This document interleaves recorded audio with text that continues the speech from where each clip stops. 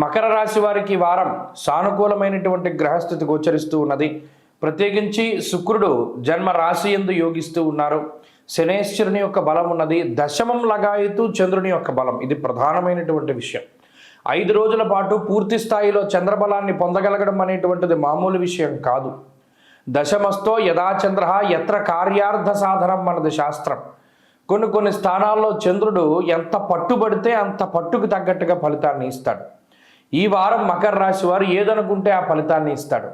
ముఖ్యంగా వారం ప్రారంభంలాగా అయితూ వారం మధ్య వరకు, అంటే దాదాపుగా బుధ గురువారాల వరకు చంద్రుని యొక్క సంచారం పరిపూర్ణంగా వీరికి యోగిస్తూ ఉన్నది. ఇది అద్భుతమైనటువంటి సమయము. అందువల్ల యథామాత సుతాన్ రక్షే తథా రక్షతి చంద్రమాహ. తల్లి తన పిల్లల్ని ఎలా రక్షిస్తుందో మకర రాశి వారిని చంద్రుడు అలా రక్షిస్తారు. ఇది చంద్రబలము.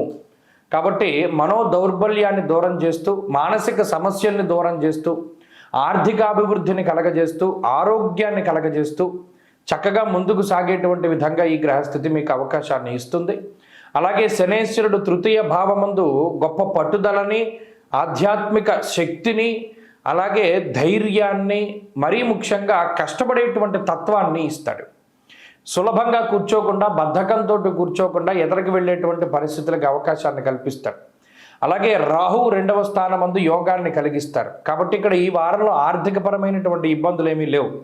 ఉన్నదల్లా కొంత బద్ధకాన్ని వదిలిపెట్టి ముందుకు వెళ్ళగలిగితే చక్కగా శనేశ్వరుని యొక్క ప్రేరణ వల్ల మీకు డబ్బు వస్తుంది.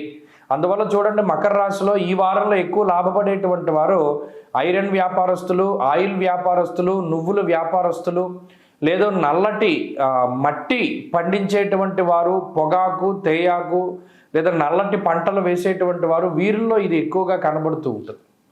అలాగే ప్రత్యేకించి ఈ వారంలో ఉండేటువంటి స్థితిగతుల వల్ల ఇందాక చెప్పుకున్నట్టు శుభ కార్యక్రమాలు జరుగుతాయి, లేదా వాటికి సంబంధించినటువంటి చర్చలు జరుగుతూ ఉంటాయి.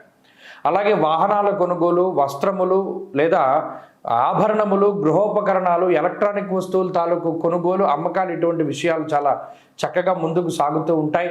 సొంత ప్రాంతాలకు చేరుకోగలుగుతారు, సొంత బంధువులతోటి మాట్లాడగలుగుతారు. ఏ ప్రాంతానికి వెళ్ళడం వల్ల మీకు మానసిక ప్రశాంతత వస్తుందో అటువంటి ప్రాంతానికి వెళ్ళగలుగుతారు. కాబట్టి ఈ వారంలో అద్భుతమైనటువంటి ఫలితాలు ఉన్నాయి.